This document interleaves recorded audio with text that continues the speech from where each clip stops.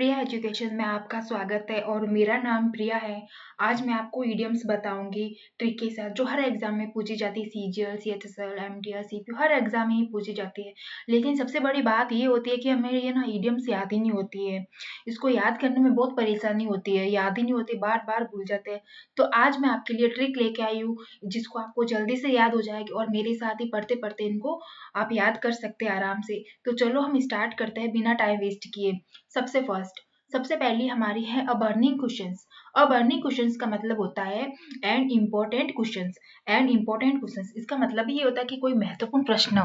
तो इसको हम ट्रिक के साथ कैसे याद करेंगे फ्रेंड्स? इसको हम ट्रिक के साथ ऐसे याद करेंगे कि जो हमारा क्वेश्चन था ना वो बर्न हो गया, वो क्वेश्चन हमारा जल गया, है ना। बर्न मीन्स जलना होता है। तो वो क्वेश्चन था ना हमारा, वो जल गया। क्यों जला? क्योंकि वो हमारा इंपॉर्टेंट क्वेश्चन था, या फिर किसी ने मेरा क्वेश्चन जला दिया।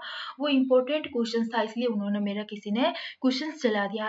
इसको हम ऐसे भी याद रख सकते हैं। फिर सेकंड हमारा था बैड पैच। अब बैड पैच का मतलब होता है अ पीरियड ऑफ डिफिकल्टी, मतलब कि कठिनाई का दौर होना कोई। तो बैड पैच, पैच से हम कैसे याद रखेंगे फ्रेंड्स? पिच याद रख सकते हैं ना, पैच से पिच, कि वो बहुत ही बैड पिच थी जहां पर हम आउट हो गए थे, है ना। ऐसे याद रख सकते हैं ना कि वो बहुत ही बैड पिच थी। पैच से पिच याद रख सकते हैं ना, पैच से पिच याद रखेंगे कि वो बहुत ही बैड पिच थी जिससे हम, है ना, आउट हो गए थे। बहुत ही कठिनाई वाली थी, बहुत ही कठिनाई वाला दौर हमारा वो रहा था वहां पे। तो ऐसे हम याद रख सकते हैं। फिर हमारा आता है a piece of the pie. A piece of the pie का मतलब होता है अ शेयर इन मनी और बिजनेस, मतलब कि पैसे में हिस्सेदारी, है ना। तो इसको हम कैसे याद रख सकते हैं कि हमने ना पाई पाई शेयर की है मनी को। ऐसे बिल्कुल हम थोड़ी थोड़ी हम ट्रिक के साथ याद करेंगे ना तो हमें याद हो जाएगा। इनका आप इनके साथ ही कनेक्शन करके देखो, आपको जरूर याद होगा कि हमने पाई पाई शेयर की है मनी को। तो ऐसे हम इसको याद रख सकते हैं। फिर हमारा आता है रेड लेटर डे। और रेड लेटर डे का मतलब होता है एन इम्पोर्टेंट डे, मतलब कि महत्वपूर्ण दिन होना।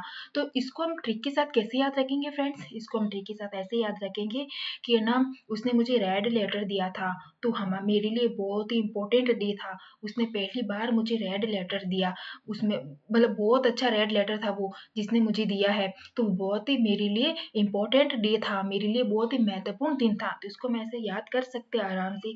फिर हमारा आता है पेनेलोपीज वेव। और पेनेलोपीज वेव का मतलब होता है एंडलेस। अब पेनेलोपीज वेव का मतलब होता है एंडलेस, अनंत तक, अनंत तक चलने वाला। तो इसको हम कैसे याद रखेंगे फ्रेंड्स? अनंत तक चलने वाला। तो इसको हम ऐसे याद रखेंगे फ्रेंड्स कि पेनेलोपीज वेव, वेव से हम लेंगे कि वेब सीरीज होती है ना, कि वो चलती रहती है, चलती रहती है, खत्म ही नहीं होती है ना। वेब सीरीज क्या होती है? चलती रहती है, चलती चल रहती है, वो खत्म ही नहीं होती है। तो एंडलेस हम ऐसे हम याद रख सकते हैं ट्रिक के साथ। हमें सिर्फ याद रखना है, हम कैसे भी याद इनको रख सकते हैं। अब मूट पॉइंट का मतलब होता है डिस्प्यूटेड। अब मूट पॉइंट का मतलब होता है डिस्प्यूटेड, मतलब कि कोई विवादित विषय है, कोई विवादित विषय होना। वो पॉइंट है था ना, वो पॉइंट बहुत ही विवादित विषय था, डिस्प्यूटेड था। फिर हमारा नेक्स्ट आता है alpha and omega. Alpha and omega का मतलब होता है बिगिनिंग एंड एंड, मतलब कि शुरुआत और अंत। बिगिनिंग एंड एंड, शुरुआत और अंत। तो हम इसको कैसे फ्रेंड्स ट्रिक के साथ याद रखेंगे? अल्फा मतलब कि ए सबसे पहले आ रहा है ना, ए। तो ए मतलब कि बिगिनिंग, मतलब कि शुरुआत में। ओ बाद में आता है। तो एंड मतलब कि बिगिनिंग एंड एंड, शुरुआत और अंत। ऐसे हम इसको याद रख सकते हैं। फिर हमारा आता है एट स्टेक। एट स्टेक का मतलब होता है इन डेंजर, मतलब कि खतरे में कोई। तो मतलब कि खतरे में, कठिनाई में, मुश्किल में, है ना। तो इसको हम कैसे याद रखेंगे? स्टेक। तो यहाँ से आप देख सकते हैं कि स्टेक से हम यहाँ से ले सकते हैं ना एस टी ए लेंगे ना। तो ये हम ये देखो यहाँ से अगर हम एस टी लेंगे ना, एस टी तो सट्टा, तो सट्टा बन जाएगा ना। तो इसको हम कैसे याद रखेंगे कि ना वो सट्टा खेलता था ना, सट्टा, तो वो डेंजर में पड़ गया, तो वो खतरे में पड़ गया था, मतलब कि कोई दाव पर लग जाना, खतरे में, मुश्किल में, कठिनाई में, डेंजर में। तो इसको ऐसे याद रख सकते हैं ना, एस टी ए, सट्टा खेलता था ना, तो वो डेंजर में पड़ गया था, वो खतरे में पड़ गया था। इसको हम ट्रिक के साथ आराम से याद रख सकते हैं। एट स्टेक, एट स्टेक का मतलब होता है इन डेंजर। एट स्टेक का मतलब होता है इन डेंजर। फिर हमारा आता है बेड ऑफ रोजेस। अब बेड ऑफ रोजेस का मतलब होता है an easy and happy situations. तो इसको कैसे याद रखेंगे?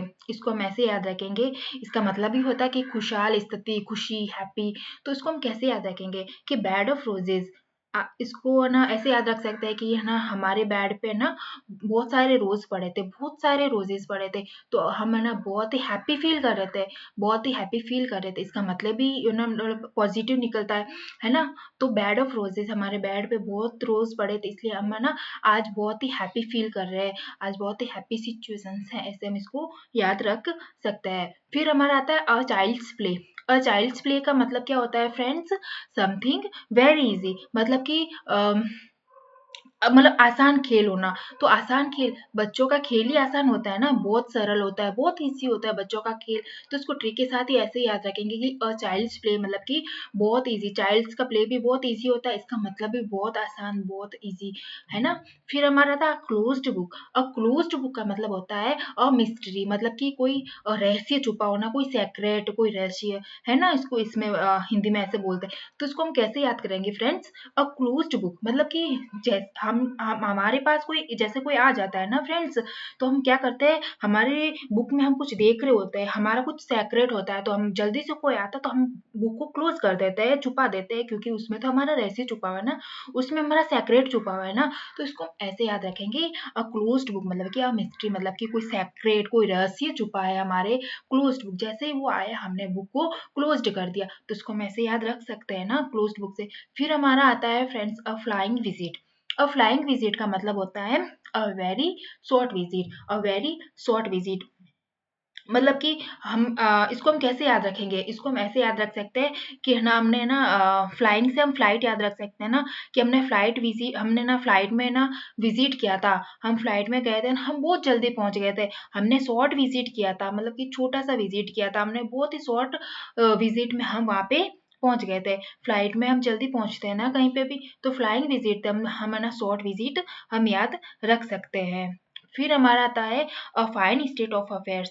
A fine state of affairs का मतलब होता है एन अनप्लीजेंट सिचुएशन। तो इसको हम कैसे याद रखेंगे? इसका मतलब होता है अनप्लीजेंट सिचुएशन।